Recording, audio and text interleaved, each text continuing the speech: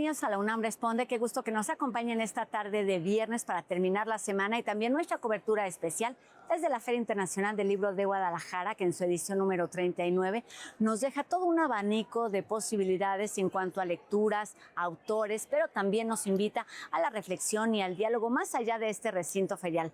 Durante los siguientes minutos platicaremos sobre ciencia ficción, sobre censura y también sobre música y, por supuesto, literatura. Acompáñanos.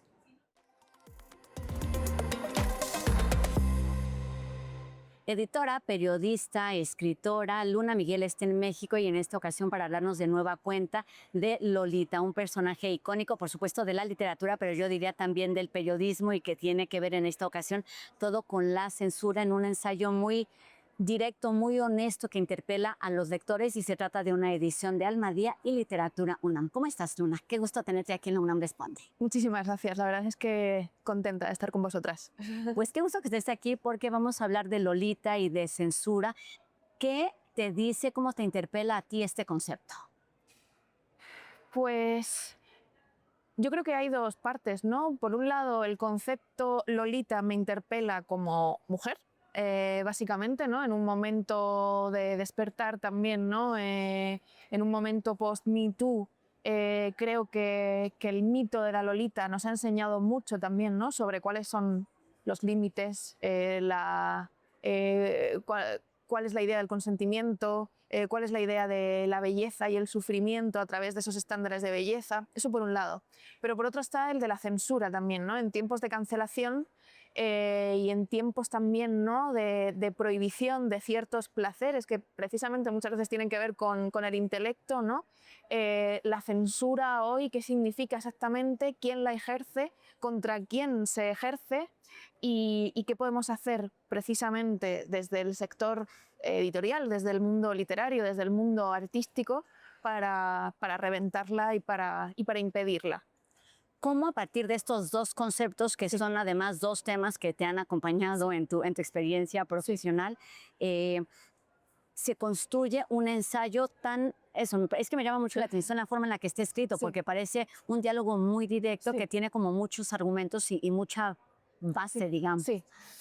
Pues la verdad es que tuve dos fases. La primera tenía que ver con la escritura de las ideas, ¿no?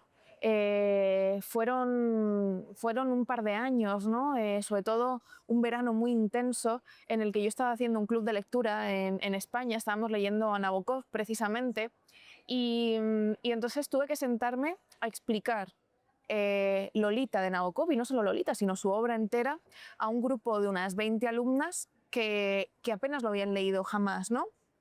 Porque tenían miedo de esa literatura tan poderosa, porque tenían miedo de sufrir leyendo un libro sobre un abuso, y entonces yo me tuve que sentar, ¿no? y empezar a explicar. Esa fue la primera parte de la escritura del ensayo, pero me di cuenta de que el resultado de ese ensayo a mí misma me resultaba aburrido, quizá porque vivimos un momento en el que hay mucho ensayismo divulgativo, que a veces siento que profundiza poco. Yo misma venía de haber escrito ensayo divulgativo en el que a veces sentía que no llegaba del todo a desarrollar las ideas o que tenía una falta, ¿no? Tenía una falta que yo misma me sentía aburrida del tipo de ensayo que yo practicaba, ¿no? Entonces pensé, ¿qué pasa si le metemos un poco de ficción? ¿Qué pasa si nos divertimos? ¿Qué pasa si me invento un personaje que es una profesora que da estas clases sobre Lolita, ¿no?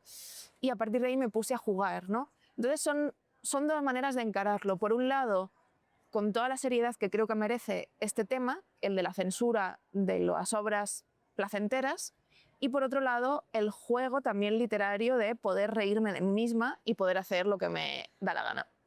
Y hay algo importante ahí que tiene que ver con el tenemos que conocer a Lolita a estas alturas de la vida, pero en algún momento además tú lo que haces es ponerle luz para que volvamos a ella desde un lugar diferente. Sí, a ella y a todas, insisto, a todas las obras incómodas, ¿no?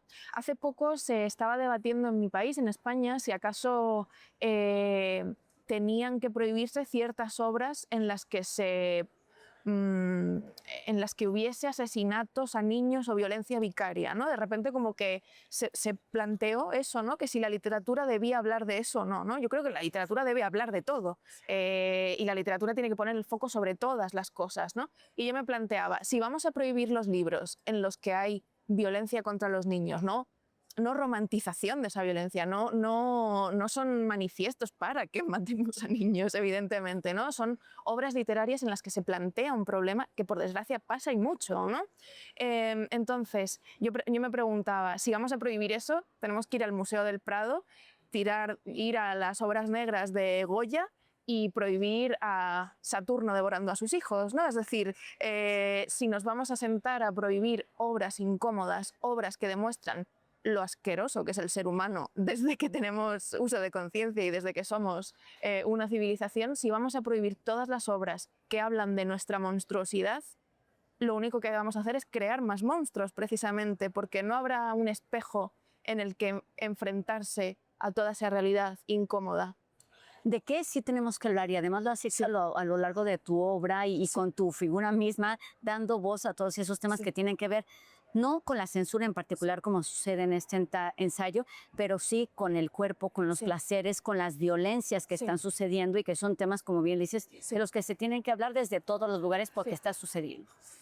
Sí, no, o sea, yo creo que esa es una de las cosas impresionantes de la cultura y de la literatura en sí, ¿no? De la imaginación, que siempre imaginamos para huir de la realidad, ¿no? Claro. Pero al mismo tiempo siempre usamos la realidad para huir de la realidad, ¿no? Hay algo como una especie de pez que se muerde la cola, ¿no? En ese sentido. Y yo creo que precisamente eso, ¿no? Todo aquello que nos incomoda es aquello que más nos despierta la imaginación. Una de las cosas que siempre se dice en el terreno de lo amoroso, ¿no? Es que las personas más celosas, ¿no? Son aquellas que más imaginan lo que el otro está haciendo.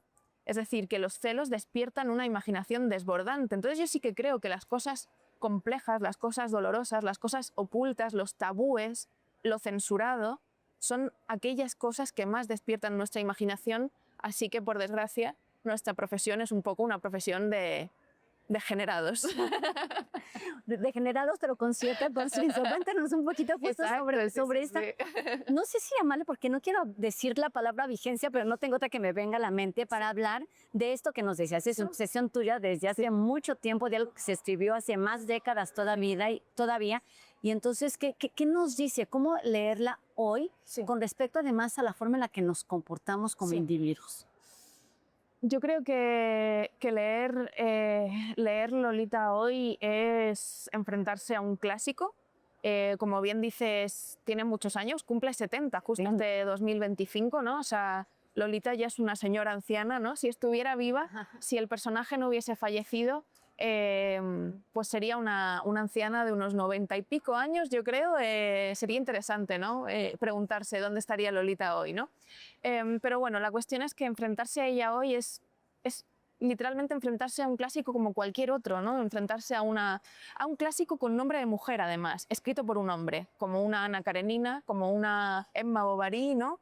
Es curioso porque muchos de los clásicos más grandes de la literatura llevan nombre de mujer. Es cierto que la Ilíada se llama la Ilíada, pero el nombre que podría llevar es el de Helena. Claro. Precisamente, ¿no? Y la Odisea se llama así por Odiseo, pero podría llamarse Penélope también, ese libro, ¿no? Ese largo poema. Entonces, básicamente es enfrentarse a la historia de una mujer a la que no dejaron crecer. Y yo creo que hoy, precisamente como lectoras, tenemos muchas herramientas para poder recoger a esa niña maltratada en la literatura y cuidarla un poco desde nuestro presente. Pues esta es otra oportunidad para leerla, además de manera diferente, con una lectura, me parece, muy ágil sobre lo que decimos, lo que hacemos y lo que sentimos como mujeres. Muchísimas gracias, Ana Miguel, por estos minutos y por esta participación en la FI Guadalajara. Gracias, Epi. Y nosotros seguimos ahora con otro fragmento de Gonzalo Celorio, Premio Cervantes 2025, quien estuvo aquí en esta feria de libros rodeado de amigos, pero también de lectores, y nos cuenta parte de lo que ocurre en su libro más reciente, que se titula Ese montón de espejos rotos.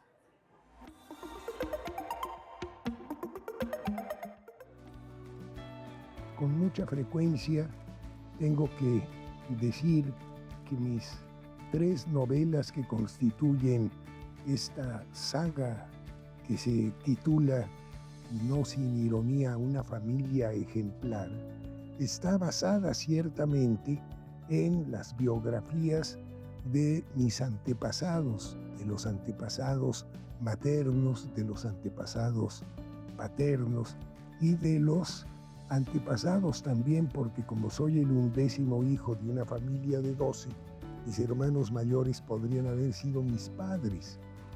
Y entonces siempre tengo que decir que esas biografías aparentemente propias, familiares, mías, no tienen que ver con la necesidad de hablar de quién era mi tía, o de quién era mi abuelo, o de quién era la prima, sino creo más bien que son pretextos para hablar de otras cosas más importantes y más significativas.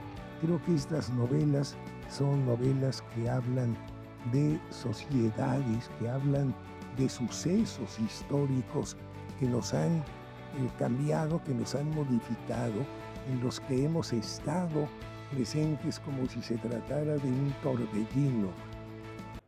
12 cuentos de ciencia ficción que muestran una mirada intimista, feminista, pero también con intereses ambientales y ecológicos, es lo que conforma el libro Soñarán en el Jardín, para mostrarnos también las posibilidades de imaginar mundos posibles, pero también los imposibles. Y de todo ello platicamos esta tarde aquí en UNAM Responde con su autora, Gabriela Damián. Mira, Bete, ¿cómo estás, Gaby? Ay, muy bien, muchas gracias, contenta de estar aquí. Pues un gusto también que nos platiques sobre este nuevo título que tiene que ver con los temas y con los géneros, además el género que te gusta. Cuéntanos eso, ¿qué es lo que querías contar en este libro en particular, que tiene, me parece, un punto importante con esto de la ciencia ficción, pero con el medio ambiente en particular?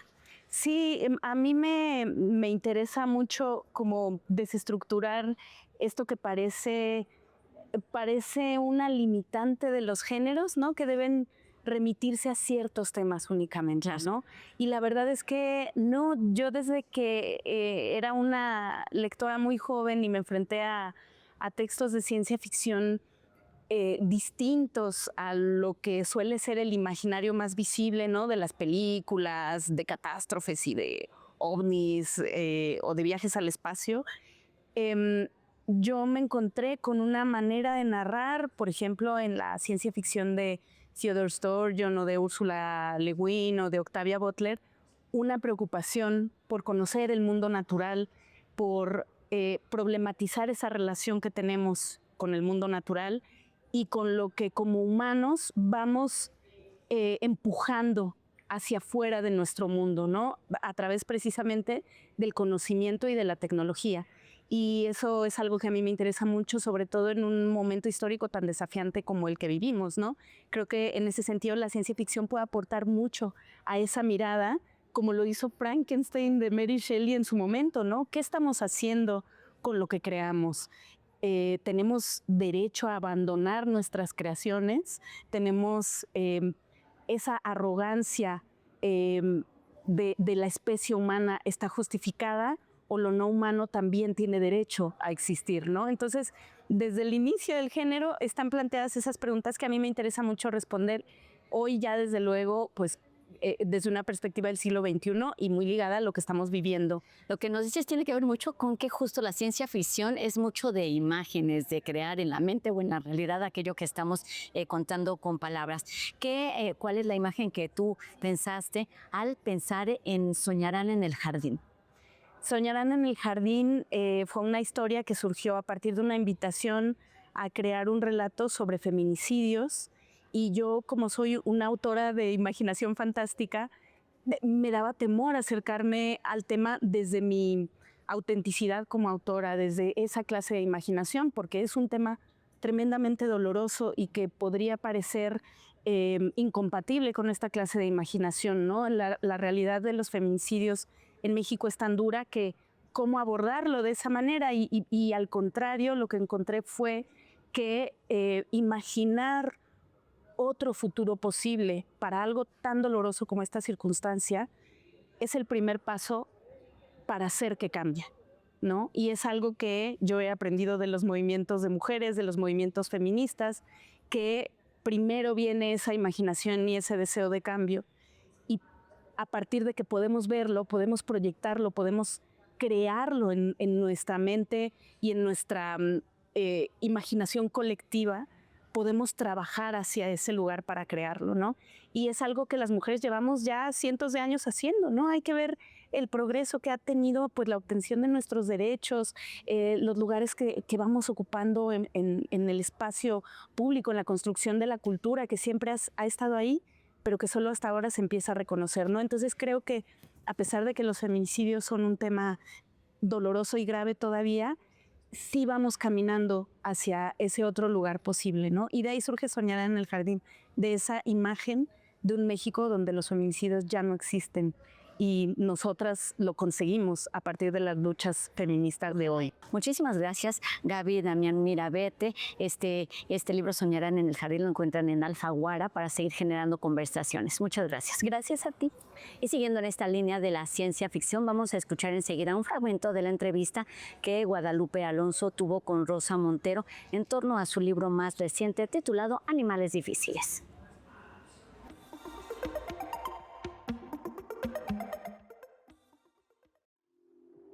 Animales difíciles, y tiene ella, Brona Husky es un clon humano, pero que los ingenieros genéticos han manipulado mucho y han hecho, nacen en unos, son clones humanos, o sea, son humanas, pero nacen en unos tanques de acero y tal. En 14 meses llegan a un desarrollo de 25 años biológico, entonces son activados y viven 10 años, y a los 10 años, con ese desarrollo tan acelerado, se les declara pues un fracaso orgánico.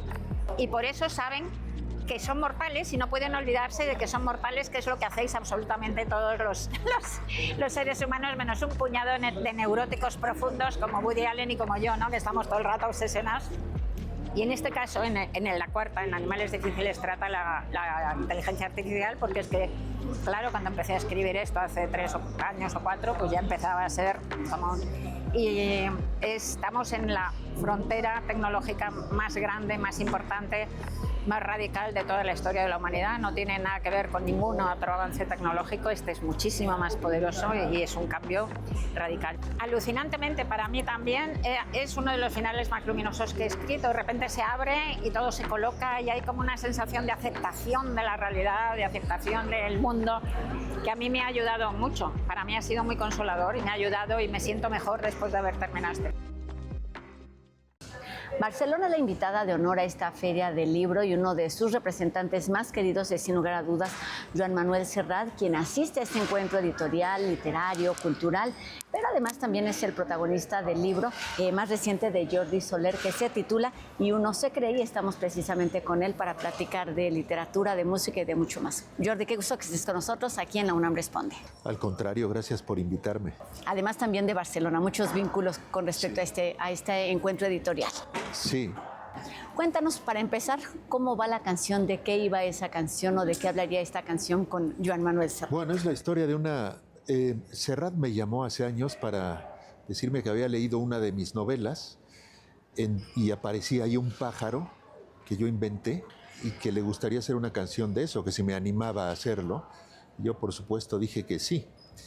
Y a partir de entonces estamos trabajando en una canción muy lentamente porque lo que nos gusta es estar escribiendo la canción. O sea, volver a quedar para comer, volver a vernos en algún sitio, en algún bar, porque si acabáramos esa canción, se nos acabarían esos compromisos. De manera que mientras más nos dure, mejor. Así que de lo que se trata es de disfrutar un poco el proceso y no el objetivo. ¿Cómo esta anécdota se convierte en un libro? Es decir, ¿qué la nutre? ¿Cuál es ese argumento? ¿Cuándo se convierte o cómo le das este principio, este desarrollo y este final para que sea, digamos, pues eso, una historia literaria? Pues es muy buena pregunta, porque no era mi intención. Cuando estábamos escribiendo la canción, bueno, seguimos haciéndolo, pero en el primer trayecto yo tenía anotaciones no solo de los versos que íbamos trabajando, sino también de lo que pasaba alrededor, ¿no? Cómo lo que opinaban mis hijos de la canción, lo que opinaba mi mujer, hablábamos mucho de esto en la mesa, Y todo eso lo iba anotando, más las llamadas por teléfono que tenía con Serrat, y de pronto me llamaba y estaba yo haciendo unas quesadillas para mis hijos. Me dice, pero a ver, ¿cómo haces las quesadillas? Digo, bueno, pongo así la tortilla. Dice, no, pero es que yo hago las quesadillas de esta manera, porque él es un experto, no solo en México, sino en gastronomía mexicana, y alburea también bastante. Yo todo esto lo tenía anotado, y un día, hablando con un amigo en Barcelona, le iba contando los avances de la canción y me dijo, tienes que escribir esto. Y yo no tenía idea de escribirlo, se lo conté a mis editoras y ellas inmediatamente dijeron, pero claro. Y entonces me senté a escribir. Fue una cosa muy fácil de escribir porque tenía la mitad ya escrita. Y en este sentido, ¿cómo crees que se resume este libro? Es un libro como sobre la amistad, que ya nos decías, sobre la música, pero es quizás también un homenaje a uno de los personajes más importantes de la música en Barcelona, de la cultura. Sí, es un libro multigenérico porque hay la aventura de construir una canción, hay memoria mutua de Serrat y mía, de cuando estamos juntos, pero también hay memoria mía porque yo conocí a Serrat cuando era un niño y vivía en la selva de Veracruz. Y ahí sus discos eran muy importantes porque yo crecí en una familia catalana, donde se hablaba en catalán. Y la única manera de oír el catalán, además de la familia, eran los discos de Serrat. Yo, de hecho, cuando oí la primera canción de Serrat, cantada en catalán, Cançó de matinada, me di cuenta de que lo que hablábamos en casa no era un invento de los viejos, sino que era una lengua. Y esto lo aprendí con los discos de Serrat. También me impresionó mucho el de Miguel Hernández. Yo creo que me volví escritor por ese disco, porque me impresionó cómo sonaban las palabras. Y estás disfrutando tanto el proceso, como nos decías, sin importar si esa canción llegue a buen puerto, pero cuéntanos cómo te sientes, cómo crees tú que este libro es recibido por los lectores en términos de experimento. Sí, es un libro experimental, pero también muy ameno de leer, según me han contado, ¿no? Esto no lo digo yo. Y yo creo que es la aventura de escribir una canción con una persona que admiraba yo desde hacía muchos años, ¿no? Y es eso, es una pieza de literatura también, ¿no? Es como otra de mis novelas. Lo que pasa es que todo está sucediendo mientras se está contando, como sí. sucede en la vida misma. Así es que disfrutemos Sí. los procesos, disfrutemos los encuentros y disfrutemos las amistades y los vínculos entre la literatura y la música. Muchísimas gracias por estos minutos, Jordi Soler. Vayamos a ver y a conocer, y uno se cree. Muchas gracias a ti. Gracias. Y seguimos también en este encuentro editorial, conociendo y disfrutando también de algunos de los stands que son reconocidos como los más bonitos de esta, que es la edición 2025. Estamos llegando al final de esta edición de la FIL Guadalajara, pero no podíamos irnos sin compartirles una de las actividades más vistosas que tiene la feria. Esto es el recorrido Premio Stand Ganador. Acompáñenme a vivir esta experiencia. Seguimos el sonido de los mariachis y nos encontramos con el primer reconocimiento para la UDG, que tenían un espacio dedicado a los 100 años de la refundación de la universidad, un arco de luz muy bueno para las fotos y hasta un león de cartón. Por supuesto, no podía faltar el clásico Guadalajara, Guadalajara. La siguiente parada fue en la editorial GG, con el premio al stand más importante. Además, presté mucha atención a los bonitos dibujos que adornaban el muro. Seguir la premiación es muy divertido porque no sabes en qué momento se detendrá el letrero para señalar el espacio ganador. Además, constantemente hay pausas y vueltas extra a lo largo de los pasillos para mantener la atención entre todos los asistentes de la FIL, provocando que estés a la expectativa de quién será el siguiente. Aquí ya empezaba lo bueno, porque el siguiente reconocimiento ya sería para recibir el bronce de la premiación. Deben saber que hay puntos específicos que debe seguir cada espacio para ser premiado, como la sustentabilidad de sus materiales, la accesibilidad de los espacios para todas las personas, vistosidad o diseño, entre muchas otras cualidades que determina un jurado especial conformado por personas que organizan la FIL y un equipo de la ciudad invitada de honor, en esta ocasión Barcelona. y llegamos a la Universidad de Colima. Enseguida me di cuenta por qué serían parte del premio, y es que todo el espacio era de madera, permitiendo que los colores de los libros destacaran. Entre paso y paso llegamos al área internacional para entregar la plata a Colombia, que enseguida se convirtió en mi stand favorito de la FIL. Con tantos colores, texturas y estas lámparas increíbles, después tuve que regresar a checar parte de su oferta literaria y disfrutar del increíble diseño que prepararon para la FIL. Finalmente, con vuelta extra, trompetas y violines, llegamos a Chile, quienes se llevaron el oro de este año, y es que era imposible no apreciar su propuesta con este tono rojo y la luz de sus estantes que enseguida dirigían tu mirada a los libros. Al final todos se detuvieron un momento para celebrar con el mariachi. La verdad es una experiencia muy divertida que para mí representa muy bien lo que es la FIL, una fiesta entre los libros y la cultura. Espero que la disfrutaras tanto como yo. No olvides visitar la FIL hasta el 7 de diciembre. ¡Adiós!